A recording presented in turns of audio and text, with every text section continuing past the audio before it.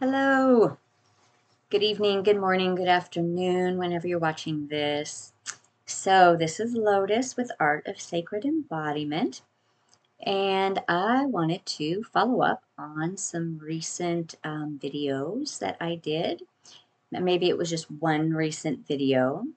Nope, there were two of them actually, I think, about receptivity, integration, and just being. So I tend to, you'll find in a lot of my work, I tend to balance energies pretty well. I tend to balance the masculine and feminine. I tend to balance the elements. I tend to balance the cycles of night, day. And this is actually, we're working with the balancing of um, action and non-action. So we normally like action, activity, doing, going, productivity, all of that is what's most common in our topics of conversation or the way in which we live our lives. So I don't talk about that usually as often because it's kind of the given. But for me, like the real juice of our lives really get distilled down through the times of relaxation, of just being, of non doing. And part of that is probably because I tend to be a highly elevated, energetic person. And so I've had to do a lot of internal work on really navigating these two expressions and finding a balance. Certainly for myself, but also supporting, clients as well, because we're all pretty much geared and programmed to more active ways of living and being. Even people who tend to be maybe a little bit more introverted or Ayurvedically speaking, more kapha, there's still then going to be a push to be more active, right? And maybe a kapha does need more activity to be in balance. But the majority of us, our nervous systems are kind of a mess. Our ability to focus and have attention on one thing for a long enough period of time tends to be not stable. And we tend to, in general, just have short attention spans and seek externally more than inwardly. This isn't for everybody, but I'm speaking from a general perspective. So I tend to lean towards the opposite. That's just part of my work, part of my service, part of what how I can bring a lot of insight and wisdom and skills and lived experience into that. And that lived experience then really can kind of bring about a greater degree of observation and witnessing and gauging the energetics of people around me. So, what I wanted to do was, talk a little bit more about stillness and silence that go along with just being, and also a reduction in external stimulation. And that could be for sure technology, television, what kind of music are we listening to? How does it make us feel? And of course, going and doing and having a lot of activities on a regular basis, let alone, let alone obligations, responsibilities, and all of that that already sort of demands and dictates a very active way of living. So when I look at whole life living, a big component for me is this more sattvic expression. So sattvic, rajasic, and tamasic, these are three Sanskrit words that, they're elementally based, but they also really sort of describe levels of density in energetics. And all of them are needed and necessary at certain periods of time. But when we have too much of any one of them, things get out of balance. So tamasic is just sort of that lethargy, exhaustion, um, heavy non-doing. Not just non-doing, but like really deep unmotivation, so to speak. And I'm talking about just ways of living, not necessarily tamasic or rajasic foods or anything like that. And then rajasic tends to be highly activated, right? It's very doing, it's got a lot of fire in it, whereas the tamasic might have that earth and water energy, that kind of heaviness to it. And then there's the sattvic. So the sattvic, we might want to say, if you're, well, what I would automatically go, oh, we've got fire, we've got earth and water. So then we've got, air and space. And it's kind of true, but it's kind of not true. And so air and space can be highly active because that is what vata dosha or vata constitution is. But that air and space is also this frequency that, when in balance, particularly right with tamasic and with a low level of activity of fire, we come into coherence, we come into peace, we come into calm, we become very grounded, we become clear, we become open. And this is where I want to bring our focus to, especially after Lionsgate, or we're still in the Lionsgate, but the height of it, right, was yesterday. So whenever anything goes out, there has to be an equal pulling in, right? If you're doing yoga, you're going to move into a posture, and then ideally, you're going to find a point of pause where you come into stillness, where you're doing and then you come into non-doing. And this can be set up in a number of different ways. Even some meditations are active at first, and then that activation leads us into more of that non-doing emptiness and spaciousness. So what I wanted to do is, because I like things to be experiential, I like direct experience, because for me that means so much more than any words could tell me. And that's how I like to teach.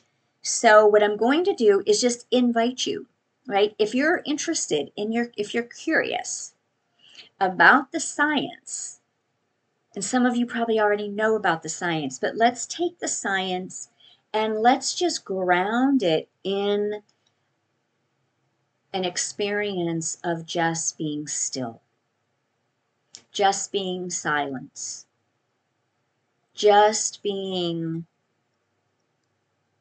unstimulated from anything externally, and not even necessarily thinking in the mind about what I'm saying, but just feeling what I'm saying, and see if you can get like this deeper sense of not only the experience, but the deep importance for our health, our well-being, and particularly if you're on a spiritual path, for your frequency as you move along your trajectory. So I'm going to just invite you to just sit back and close your eyes, get really comfortable, and just take this breath in. Exhale out, softly, slowly.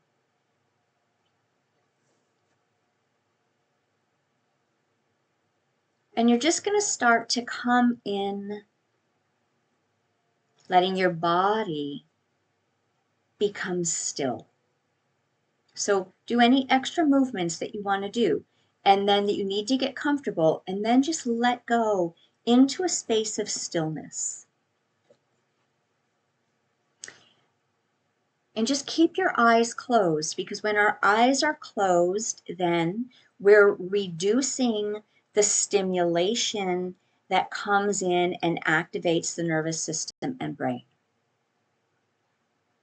and muscles and all that good stuff. So just sit with your eyes closed if that feels safe enough, if it feels comfortable. If you need to have your eyes open, just look down at a lower level, right? Just kind of keep your gaze lowered. So when we come into stillness, begin to feel your breath and just do a scan of your body and your energy. Notice any tension. Breathe in, exhale. We're not labeling or judging anything. We're just being present with whatever shows up. Let your breath begin to gradually deepen.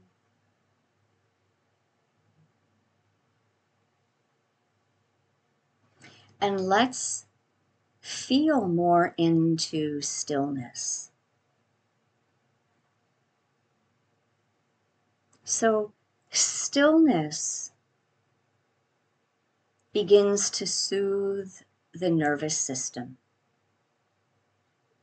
And just notice as you drop into stillness, become aware that the more still you are, the more that you're returning your nervous system to a parasympathetic state, which is your rest and digest, which starts to allow regulation to take place. When we come into stillness, naturally our mind begins to calm, particularly if you just watch the breath. We have a reduction of stress, and our sense of well-being begins to raise and expand.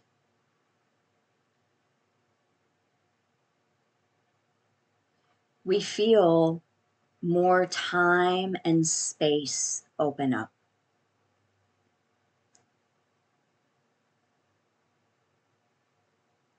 We're able to come in to a better space of self-reflection,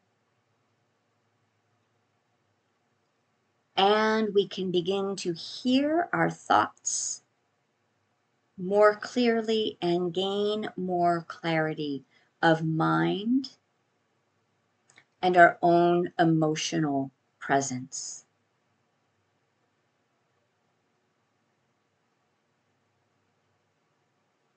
Coming into stillness allows our intuition to become more enhanced. It allows us to access higher thinking, higher awareness, and deeper knowing.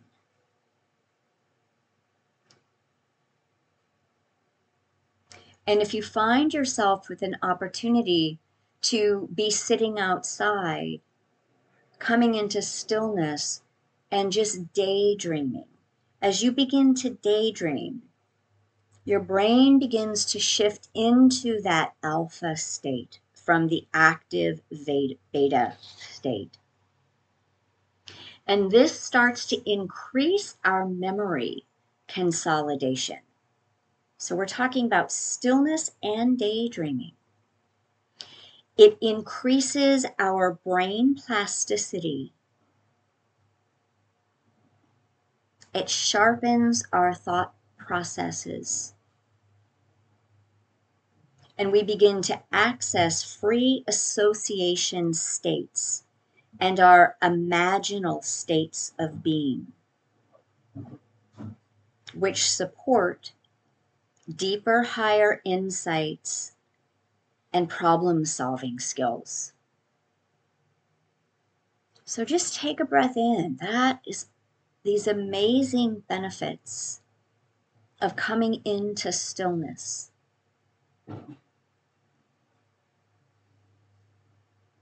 So just kind of do a little scan. How do you feel now after listening to all of that? Connecting your experience with the cognition of the experience. So let's look at silence. When we sit in silence, even instead of relaxing music, it calms our autonomic nervous system. So naturally, our breath slows, our heart rate slows, tension reduces in the shoulders, the jaw, our back of the body, and our neck.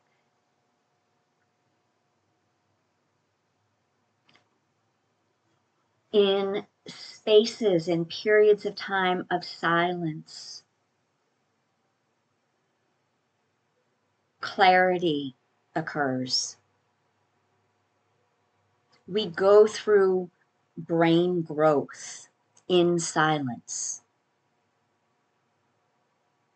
Our emotional awareness allows the brain to process our emotions, not suppress them. So that emotional awareness is enhanced. We automatically then become more emotionally stable.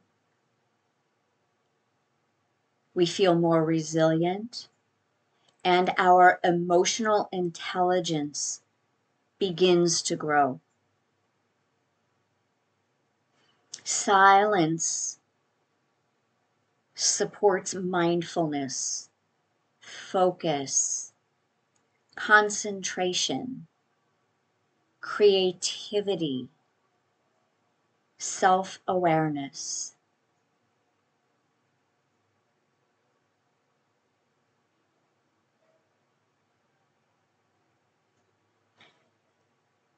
And circling back to what happens with 2 minutes of silence, even without relaxing music. We get changes in our blood circulation and the pressure in our brain.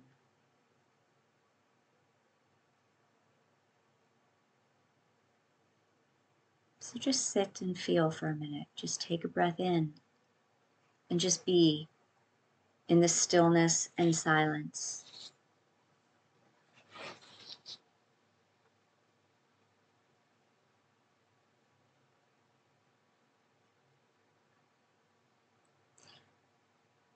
So what happens then with stillness and silence when we reduce external stimulation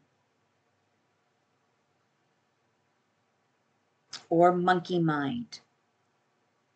Our body relaxes as our muscles begin to release. Our parasympathetic nervous system turns on. Our heart rate reduces, our blood pressure reduces. Our digestion increases, becomes stronger and more efficient. And our elimination becomes more regular. And the less stimulated we are within a healthy balance, we actually will produce more fluids in our body, such as saliva. Our lymph flow begins to flow more fully, and our nose, our nostrils, and our mouth become more moistened.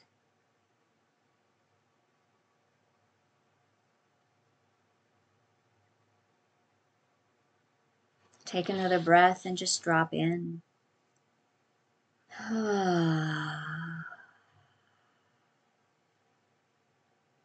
So, what are some of the benefits then for our spiritual growth?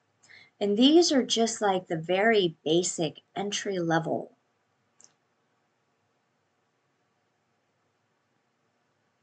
So, silence, stillness, reduction in stimulation brings about a deeper connection to ourselves, as well as a deeper connection with others and the universe, with God, divine presence, whatever that is, divine source love.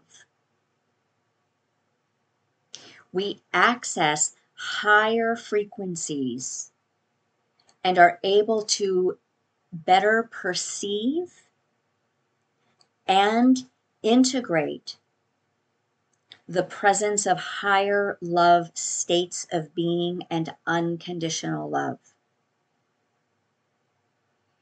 Our creativity increases. Our inner peace grows. And when that happens, we're hitting that sattvic state, high sattvic states, where we're able to hear more subtle energetics in our body, perhaps our clair powers come online, and we'll be able to perceive more of the subtle expressions of the divine. When we rest in these spaces, we cultivate deeper love for self, for others, and for God. And that higher awareness clears away cloudy, scattered, staticky, confused thoughts, so that higher truths and just clear seeing can be revealed.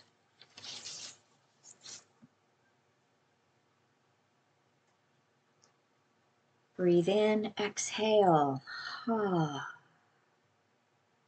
So then the question becomes, right? And this is just a question for everyone.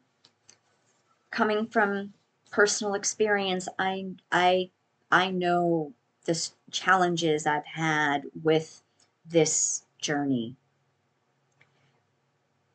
But when we start recognizing and practicing these very simple things that can be done anywhere, and we really take in what are these deep benefits that we seek, right? Other ways of how can I relax? How can I feel peace, right? We might turn to substances. We might turn to addictive uses of, guided meditations, or, like a lot of outside things. I'm talking to people on the spiritual path more. Things that we can do.